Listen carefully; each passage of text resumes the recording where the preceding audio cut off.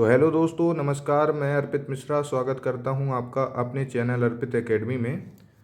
तो दोस्तों, जैसा कि हम लोग जानते हैं कि हम लोग यूपी ट्रिपल एससी की जो जूनियर असिस्टेंट की कंप्यूटर सीरीज को लगातार कर रहे हैं। और हम लोगों का जो चौथा topic IoT internet of things था वो पूरा हो चुका है। और आज हम उसका रिवीजन करने के लिए प्रैक्टिस सेट लेकर आए हैं 15 क्वेश्चन का।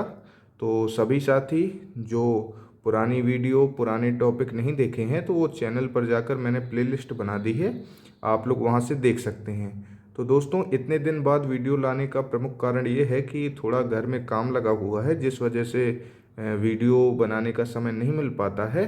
फिर भी जैसा कि दोस्तों मैंने कहा है कि मैं आपको पूरा कंटेंट उपलब्ध कराऊंगा, तो आप लोग निश्चिंत रहें।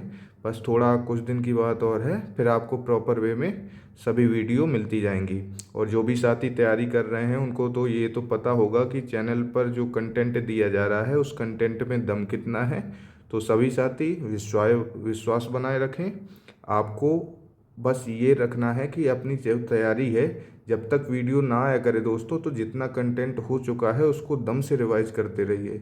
मैं आपको विश्वास दिलाता हूँ कि जब आप लोग पेपर में बैठेंगे तो आप सभी से अलग होंगे, ये विश्वास मानिएगा। जब आप क्वेश्चन करेंगे तो आपको इन्हीं में से आपको देखने को मिलेगा। तो चलिए दोस्तों, शुरू करते हैं हम लोग अपना आज का session practice set internet of things का। तो इसमें दोस्तों पहला हमारा प्रश्न है, इंटरनेट ऑफ थिंग्स यानी आईओटी टर्म का प्रयोग सबसे पहले कब किया गया। तो जिन भी साथियों ने कंटेंट की वीडियो देखी होगी तो उन्हें पता होगा कि इसमें जो सही आंसर होगा वो क्या होगा। पहला ऑप्शन है 1996, दूसरा है 1997, तीसरा है 1998 और चौथा है 1999। तो इसका जो दोस्तों सही आंसर होगा वो 1999 में होगा। केविन एस्टन जो थे दोस्तों, उन्होंने इंटरनेट ऑफ थिंग्स का जो शब्द दिया था वो 1999 में दिया था। तो चलिए दोस्तों, चलते हैं हम लोग अपने दूसरे प्रश्न की ओर। दूसरा दोस्तों हमारा प्रश्न हो जाएगा, आईओटी डाटा में सभी डिवाइस को जोड़ने के लिए किस प्रोटोकॉल का उपयोग किया जाता है। तो मैंने दोस्तों आप लोगों को प्रोटोकॉल कुछ पढ़ाए हैं जब इंटरनेट ऑफ थिंग्स के जब हम लोग थिंग्स पढ़ रहे थे, तो उसी बीच में आ रहा था कि कौन सी चीज़ कौन सी थिंग्स हमारी किस प्रोटोकॉल पर आधारित है। तो दोस्तों इसका पहला ऑप्शन है HTTP, दूसरा है IP, तीसरा है TCP और चौथा है नेटवर्क। तो दोस्तों आपको इसके सही आंसर के साथ साथ इनकी फुल फॉर्म भी पता होना चाहिए। तो इनकी फुल फॉर्म दोस्तों होती है, HTTP की होती है hyper text transfer protocol, IP की हो जाएगा इंटरनेट प्रोटोकॉल और TCP की हो जाएगा ट्रांसमिशन कंट्रोल प्रोटोकॉल। तो इसका दोस्तों जो सही आंसर हो जाएगा वो नेटवर्क हो जाएगा, क्योंकि IoT डेटा में सभी डिवाइस जोड़ने के लिए कभी भी दोस्तों हम लोग जो डिवाइसें जोड़ते हैं, जैसे कि मान के चलिए कि हम लोग वाईफाई ही कनेक्ट किया, किसी के मोबाइल से कनेक्ट किया हॉटस्पॉट खोल के, तो वो एक नेटवर्क के थ्रू ही उससे जुड़ पाता है और कोई माध्यम नहीं रहता है जिससे वो उससे कनेक्ट हो पाता हो। तो डिवाइसों को आईओटी डेटा से जोड़ने के लिए हम लोगों को जो प्रोटोकॉल का उपयोग किया जाता है वो नेटवर्क प्रोटोकॉल होता है। तो आशा करता हूँ दोस्तों ये प्रश्न आपको समझ में आया होगा। तो चलिए दोस्तों, चलते हैं हम लोग अपने अगले प्रश्न की ओर। अगला दोस्तों हम लोगों का प्रश्न है, कौन सा प्रोटोकॉल सामान्यतः आईओटी उपकरणों के लिए कम दूरी पर संचार करने के लिए उपयोग किया जाता है। ये याद रखना है आपको कि यहाँ कम दूरी पर संचार करने के लिए किस प्रोटोकॉल का उपयोग किया जाता है। तो इसका जो दोस्तों आंसर होगा, तो पहले ऑप्शन देख लेते हैं। पहला है HTTP, दूसरा है FTP, तीसरा है SMTP और चौथा है ब्लूटूथ। तो इसका जो दोस्तों सही आंसर हो जाएगा वो ब्लूटूथ हो जाएगा।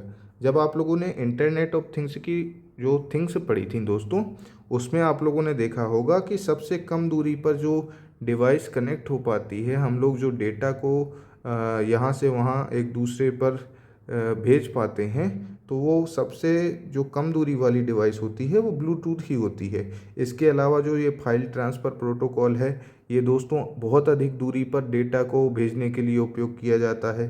और इसी तरह दोस्तों अन्य प्रोटोकॉल भी अपनी प्रमुख विशेषता निभाते हैं। ये याद रखना है कि कम दूरी के लिए आए तो ब्लूटूथ आंसर होगा और अधिक दूरी के लिए आए तो फाइल ट्रांसफ़र प्रोटोकॉल होगा। तो चलिए दोस्तों चलते हैं हम लोग अपने अगले प्रश्न की ओर।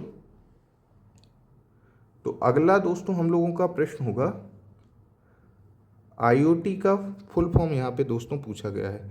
अब यदि दोस्तों आईओटी के चैप्टर में आप लोगों को आईओटी का फुल फॉर्म नहीं पता होगा तो फिर आप समझ लीजिए कि आपकी तैयारी बिल्कुल गर्त में चल रही है। अगर आपकी इतनी बुरी हालत होगी तो फिर दोस्तों मैं साफ कह दूंगा कि आप सिलेक्शन से कोसों दूर हैं। तब भी दोस्तों अपनी तैयारी करते रहिए। तो पहला जो दोस्तों हमारा ऑप्शन हो जाएगा वो हो जाएगा इनिशियल ऑफ ट्रांसफ़र, दूसरा हो जाएगा इंटरनेट ऑफ थिंग्स, तीसरा हो जाएगा इंटरनेट ऑफ ट्रांसफ़र और डी नंबर का ऑप्शन हो जाएगा उपरोक्त में से कोई नहीं। तो इसका जो दोस्तों हम लोगों का सही आंसर हो जाएगा वो इंटरनेट ऑफ थिंग्स हो जाएगा। तो चलिए दोस्तों चलते हैं हम लोग अपने अगले प्रश्न की ओर। तो अगला दोस्तों हम लोगों का प्रश्न है, आईओटी नेटवर्क में एक गेटवे का उद्देश्य क्या है। तो दोस्तों ये गेटवे शब्द आईओटी से रिलेटेड है, तो इसको समझ लेते हैं कि आखिर ये गेटवे है क्या। तो पहला ऑप्शन है दोस्तों इंटरनेट एक्सेस प्रदान करने के लिए होता है ये गेटवे, दूसरा होता है विभिन्न नेटवर्कों को कनेक्ट तथा प्रोटोकॉल का अनुवाद करने के लिए होता है, तीसरा होता है डाटा को स्थायी रूप से संग्रहित करने के लिए होता है और चौथा ऑप्शन है कि आईओटी उपकरणों को चार्ज करने के लिए होता है। तो इसका जो दोस्तों सही आंसर हो जाएगा वो हो जाएगा आंसर ऑप्शन बी, विभिन्न नेटवर्कों को कनेक्ट तथा प्रोटोकॉल का अनुवाद करने के लिए। तो ये जो दोस्तों हैं नेटवर्कों को कनेक्ट करने के लिए गेटवे प्रमुख योगदान देता है, ये आपको याद रखना है। और दोस्तों आप लोगों से एक चीज़ और कहना चाहूँगा कि जब भी आप ये प्रैक्टिस सेट लगाएं तो क्वेश्चन पढ़ने के बाद मेरी वीडियो को पॉज करके पहले आप स्वयं आंसर देने का प्रयास करें, बाद में जब आप लोग आंसर टिक कर दें उसके बाद ही आप लोग मेरा सही आंसर देखें। क्योंकि दोस्तों यदि आप केवल सुनते रहेंगे और प्रयास नहीं करेंगे तब तक ये क्वेश्चन जो सीरीज है आपके लगाने का कोई मतलब नहीं है। इसलिए पहले वीडियो देखें और क्वेश्चन पढ़ते ही पॉज कर दें, उसके बाद सही आंसर देखें कि आपका सही था कि नहीं था। तो चलिए दोस्तों चलते हैं हम लोग अपने अगले प्रश्न की ओर। अगला दोस्तों हमारा प्रश्न है MQTT। आपको याद होगा कि ये मैंने MQTT आपको IoT जो इंटरनेट ऑफ थिंग्स की हम लोगों ने 10-11 थिंग्स पढ़ी हैं तो उसमें ये प्रमुख योगदान निभाता है दोस्तों। तो इसका हम लोगों से पूर्ण रूप यानी फुल फॉर्म पूछा है। तो क्या होगा, पहला ऑप्शन है दोस्तों मास क्वालिटी टेलीमेट्री ट्रांसपोर्ट, दूसरा ऑप्शन है मैसेज क्यू टेलीमेट्री ट्रांसपोर्ट, तीसरा है दोस्तों मैसेज क्वालिटी टेलीमेट्री ट्रांसपोर्ट और डी नंबर का ऑप्शन है दोस्तों मास क्यूइंग टेक्स्ट ट्रांसपोर्ट। तो इसका दोस्तों जो सही आंसर हो जाएगा वो हो जाएगा B option, message queue telemetry transport. हम लोगों ने दोस्तों पढ़ा था कि जब मशीन से मशीन टू मशीन में जो मैसेज भेजने के लिए प्रोटोकॉल यूज होता है और तो वो किसकी सहायता से होता है दोस्तों, वो MQTT की सहायता से होता है। तो सभी दोस्तों जो वीडियो अभी वर्तमान में देख रहे हैं और जो डाउट रह जाते हैं तो दोस्तों ये डाउट मैं पूरे क्लियर कर चुका हूँ टॉपिक में। तो जब तक आप लोग वो वीडियो नहीं देखेंगे तब तक आपको इसमें हो सकता है कि प्रश्न जो ऑब्जेक्ट हैं आंसर हैं आपको समझ में ना आए। तो सभी साथी अपने पूरे डाउटों को क्लियर करने के लिए वो वीडियो देख सकते हैं। और इसके अलावा भी दोस्तों यदि आपका कोई डाउट रह जाता है तो कमेंट बॉक्स दोस्तों पड़ा रहता है, उसमें आप लोग कमेंट करके पूछ सकते हैं, मैं आपका आंसर ज़रूर दूंगा। तो चलिए दोस्तों चलते हैं हम लोग अपने अगले प्रश्न की ओर। अगला दोस्तों हम लोगों का प्रश्न है, किस प्रकार का नेटवर्क आमतौर पर घर के अंदर IoT, ये याद रखना है घर के अंदर की बात की गई है, IoT उपकरणों को कनेक्ट करने के लिए उपयोग किया जाता है। पहला है दोस्तों LAN, दूसरा है MAN, तीसरा है WAN और चौथा है PAN। तो पहले तो दोस्तों मैं आपको इसका जो सही आंसर है वो बता देता हूँ। इसका जो सही आंसर होगा वो LAN होगा। तो दोस्तों सही आंसर के साथ साथ मैं आपको इसके पूरा जो निचोड़ है वो बता दूँ। LAN की फुल फॉर्म होती है local area network, B number का ऑप्शन है मैन, इसका फुल फॉर्म होता है मेट्रोपॉलिटन एरिया नेटवर्क। तीसरा है WAN यानी वाइड एरिया नेटवर्क। और चौथा जो ऑप्शन है PAN, इसका होता है पर्सनल एरिया नेटवर्क। तो जो दोस्तों जो घर के अंदर यानी एक होम के लिए जो वाईफाई लगा रहता है वो, या IoT उपकरणों को डेटा से कनेक्ट करने के लिए एक होम में अपने पर्सनल घर में कनेक्ट करने के लिए लोकल एरिया नेटवर्क का उपयोग किया जाता है। और दोस्तों यदि पैन की बात करें PAN, तो ये घर घर के लिए तो दोस्तों LAN यानी लोकल एरिया नेटवर्क, और घर में भी रूम के अंदर के लिए अगर नेटवर्क की बात करेंगे तो वो PAN होगा यानी पर्सनल एरिया नेटवर्क। और पूरे दोस्तों यदि हम लोग सिटी की बात कर लें कि भाई सिटी में नेटवर्क कनेक्टिविटी के लिए कौन सा नेटवर्क उपलब्ध होगा, उपयोग में आएगा, तो वो होगा मेट्रोपॉलिटन एरिया नेटवर्क।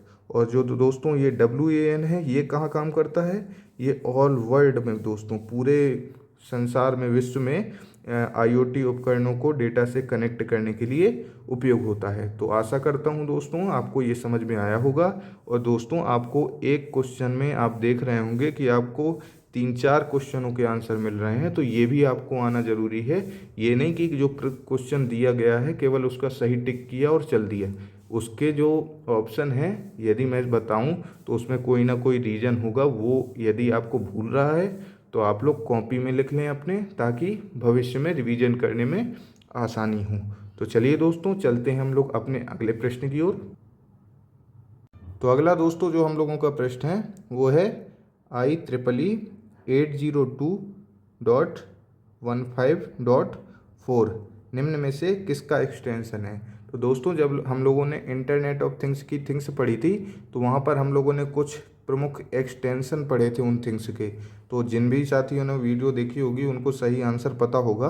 तो पहला ऑप्शन है दोस्तों हमारा वाईफाई, दूसरा ऑप्शन है ब्लूटूथ, तीसरा है जिगबी, और डी नंबर का जो दोस्तों ऑप्शन है वो है RFID। इसका फुल फॉर्म आप लोगों को कमेंट बॉक्स में ज़रूर कमेंट करना है कि इसका फुल फॉर्म मैंने आपको क्या बताया था। तो इसका दोस्तों जो सही आंसर हो जाएगा वो हो जाएगा जिगबी। यानी ये जो एक्सटेंशन नेम है दोस्तों आप लोगों से डायरेक्ट पेपर में एग्ज़ाम में पूछ लिया जाता है कि आखिर जिगबी का जो एक्सटेंशन नेम है वो क्या होगा, या एक्सटेंशन देके आपसे ये पूछ सकता है कि आखिर ये एक्सटेंशन नेम किसका है। तो आपको ये याद होना चाहिए। तो चलिए दोस्तों चलते हैं अपने अगले प्रश्न की ओर। अगला हमारा प्रश्न है कौन सा प्रोटोकॉल UDP को अतुल्यकालिक रूप से प्रभावित करता है। अब आपको दोस्तों इस प्रश्न में UDP का फुल फॉर्म भी बताना है। मैं पूरा आपको एक एक सब कुछ बता चुका हूँ वीडियो में। तो UDP का फुल फॉर्म आप लोग कमेंट बॉक्स में कमेंट जरूर करेंगे। तो दोस्तों UDP के अतुल्यकालिक रूप से प्रभावित करता है ऐसा कौन सा प्रोटोकॉल है ये हमें बताना है। तो पहला दोस्तों हो जाएगा HTTP, दूसरा हो जाएगा IP, तीसरा हो जाएगा COAP और चौथा हो जाएगा HTTPS। तो इसका दोस्तों जो सही आंसर हो जाएगा वो हो जाएगा COAP। तो दोस्तों COAP आप लोगों को पता होगा, मैं वीडियो में पूरा विश्लेषण और आपको समझा के सब चीज़ें बता चुका हूँ, तो मैं बार बार बताना उचित नहीं समझता। क्योंकि ये याद रखिए कि जो लोग पढ़ चुके हैं या जिनने नहीं देखा है तो देखिए वीडियो में मैं पूरा बता चुका हूँ, सब डाउट क्लियर कर चुका हूँ। तो सभी साथी वहाँ ज़रूर जाकर देखें, तो आप लोगों के पूरे डाउट अपने आप ही क्लियर हो जाएंगे, आपको पूछने की भी आवश्यकता नहीं पड़ेगी। तो चलिए दोस्तों चलते हैं हम लोग अपने अगले प्रश्न की ओर। अगला दोस्तों हम लोगों का जो प्रश्न है वो है इंटरनेट ऑफ थिंग्स में स्मार्ट ग्रिड क्या है। आखिर ये स्मार्ट ग्रिड जो है वो IoT में किस प्रकार की भूमिका निभाता है। तो पहला ऑप्शन है स्मार्ट होम उपकरण का एक प्रकार है ये स्मार्ट ग्रिड, एक ऊर्जा वितरण नेटवर्क जो IoT का उपयोग निगरानी तथा प्रबंधन के लिए करता है। तीसरा है इंटरकनेक्टेड कंप्यूटरों का एक नेटवर्क है। चौथा है वाईफाई तकनीकी का एक नया प्रकार है। तो आखिर दोस्तों इसका सही ऑप्शन क्या होगा। सही ऑप्शन होगा दोस्तों बी नंबर। ये क्या है, स्मार्ट ग्रिड एक ऊर्जा वितरण नेटवर्क जो होता है जो IoT में उपयोग होता है, तो उसकी निगरानी और प्रबंधन के लिए ये स्मार्ट ग्रिड का उपयोग किया जाता है। तो आप लोग समझ रहे होंगे कि ये जो आईओटी के उपयोग करने के लिए एक दोस्तों ऊर्जा वितरण नेटवर्क होता है, तो उस नेटवर्क की निगरानी और उसका प्रबंधन करने के लिए ही ये हमारा स्मार्ट ग्रिड, जो आईओटी का स्मार्ट ग्रिड है, ये अपनी प्रमुख भूमिका निभाता है। तो चलिए दोस्तों, चलते हैं हम लोग अपने अगले प्रश्न की ओर। अगला दोस्तों हम लोगों का प्रश्न है, WSN में एस का क्या अर्थ है। तो देखिए दोस्तों, ये एक नया टाइप है प्रश्न पूछने का कि आजकल पूछने लगा है। फुल फॉर्म आपसे पूरी नहीं पूछेगा, केवल ये पूछ लेगा कि आखिर ये जो शब्द है इसके में एस का फुल फॉर्म क्या है, मतलब एस का क्या अर्थ है। डब्लू का पूछ सकता है आपसे, एन का पूछ सकता है। तो आपको जब पूरी फुल फॉर्म पता होगी तभी आप इसका सही आंसर दे पाएंगे। तो पहला ऑप्शन है दोस्तों सर्वर, दूसरा ऑप्शन है सेंसर, तीसरा है सॉकेट और डी नंबर का ऑप्शन है सिग्नल। तो इसका दोस्तों जो सही आंसर हो जाएगा वो हो जाएगा बी नंबर। अब आप लोगों को ये बताना है कि एस तो मैंने बता दिया कि सेंसर होता है, अब डब्लू और एन का फुल फॉर्म क्या होगा ये आप लोगों को बताना है। तो चलिए दोस्तों, चलते हैं हम लोग अपने अगले प्रश्न की ओर। तो अगला दोस्तों हम लोगों का प्रश्न है, आईओटी डेटा में स्केलेबिलिटी में क्या शामिल है। तो ये दोस्तों एक नया वर्ड है जो हम लोगों का टॉपिक में वीडियो में क्लियर नहीं हो पाया था, इसलिए मैं आपको यहाँ पर लेकर आया हूँ। तो आईओटी डेटा में हम लोगों को ये बताना है कि ये आखिर स्केलेबिलिटी होती क्या है। तो दोस्तों पहला ऑप्शन है नेटवर्क, दूसरा ऑप्शन है डाटा स्टोरेज, तीसरा ऑप्शन है क्लाउडिंग और चौथा ऑप्शन है प्रोटोकॉल। तो ये स्केलेबिलिटी है क्या दोस्तों, ये है डेटा स्टोरेज। मतलब डेटा स्टोरेज के लिए जो स्केलेबिलिटी है उसकी क्षमता के अनुसार जितना स्टोरेज रहता है आईओटी डिवाइसों में, मैसेज का हो दोस्तों या डाटा आदान प्रदान करने का हो, तो उसमें जो भी स्टोरेज रहता है वो उसकी क्षमता के अनुसार उन चीज़ जो आईओटी होती हैं उनमें स्टोरेज रहता है, तो उसी को हम लोग स्केलेबिलिटी से जानते हैं। तो अगले प्रश्न की ओर बढ़ते हैं दोस्तों हम लोग। तो अगला दोस्तों हमारा प्रश्न है, भारत सरकार ने आईओटी के लिए राष्ट्रीय नीति की घोषणा कब की थी। पहला ऑप्शन है 2015, बी नंबर का ऑप्शन है 2016, सी नंबर का ऑप्शन है 2017 और डी नंबर का ऑप्शन है 2018। तो इसका दोस्तों जो सही आंसर हो जाएगा वो आप लोग पहले रुक के मुझे बताएं कि आखिर आंसर क्या होगा। तो दोस्तों चलिए मैं बता देता हूँ, इसका जो दोस्तों सही आंसर होगा वो होगा 2016। ये हम लोग वीडियो में क्लियर कर चुके हैं कि भारत सरकार ने आईओटी के लिए जो राष्ट्रीय नीति बनाई थी तो उसकी जो घोषणा की गई थी दोस्तों वो 2016 में की गई थी। तो अगले प्रश्न की ओर चलते हैं दोस्तों।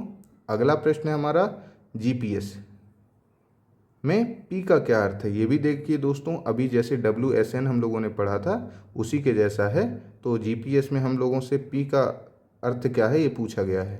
तो इसका पहला हो जाएगा दोस्तों ऑप्शन प्रोटोकॉल, बी नंबर का ऑप्शन हो जाएगा पैकेट, सी नंबर का ऑप्शन हो जाएगा पोजीशनिंग और डी नंबर का ऑप्शन हो जाएगा पर्सनल। तो बताइए दोस्तों आंसर सही क्या होगा इसका जो दोस्तों सही आंसर होगा वो सी नंबर होगा, पोजीशनिंग। इसका जो दोस्तों फुल फॉर्म होता है वो होता है ग्लोबल पोजीशनिंग सिस्टम। आप लोग जानते होंगे आजकल गाड़ियों को ट्रैक करने के लिए, मोबाइल को ट्रैक करने के लिए जीपीएस सिस्टम लगाया जाता है, वो ये वही जीपीएस है, उसका full form global positioning system होता है। तो चलिए दोस्तों चलते हैं हम लोग अगले प्रश्न और अपने लास्ट प्रश्न की ओर। अगला दोस्तों हमारा प्रश्न है, फादर ऑफ आईओटी कौन है। पहला है केविन एस्टन, दूसरा ऑप्शन है जॉन मैकार्थी और सी नंबर का ऑप्शन है चार्ल्स बेबेज और डी नंबर का ऑप्शन है निम्न में से कोई नहीं। तो इसका दोस्तों जो सही आंसर हो जाएगा वो केविन एस्टन हो जाएगा। केविन एस्टन ने 1999 में फादर ऑफ आईओटी यानी आईओटी शब्द दिया था। और जो जॉन मैकार्थी हैं दोस्तों, इन्होंने 1956 में क्या दिया था, इन्होंने एआई यानी आर्टिफिशियल इंटेलिजेंस शब्द दिया था। और ये जो दोस्तों चार्ल्स बेबेज हैं ये आपके कंप्यूटर के जनक कहे जाते हैं। तो आपको सभी का आंसर मिल गया होगा दोस्तों। तो बस दोस्तों इस तरह ये प्रैक्टिस सेशन आज हमारा पूरा होता है और जो हम लोग अगला टॉपिक करेंगे उसकी वीडियो आपको बहुत जल्द उपलब्ध होगी। मैं बस आपसे यही कहना चाहूँगा कि अपनी गति जो है पढ़ाई की उसमें शांति नहीं पड़नी चाहिए, रेगुलर बढ़ती रहनी चाहिए। और जब भी वीडियो आने में थोड़ा दोस्तों यदि किसी कारण से समय हो जाता है तो आप लोग अपना रिवाइज ज़रूर करते रहिए, वो मत रुकिए। मैं आपको विश्वास दिलाता हूँ कि आप लोग एक अच्छा और बहुत अच्छा स्कोर करके आएंगे। तो चलिए दोस्तों, इसी के साथ मिलते हैं हम लोग अपनी नेक्स्ट वीडियो में। तब तक के लिए जय हिंद, नमस्कार। और वीडियो अच्छी लगे तो लाइक एंड सब्सक्राइब ज़रूर कर दीजिएगा।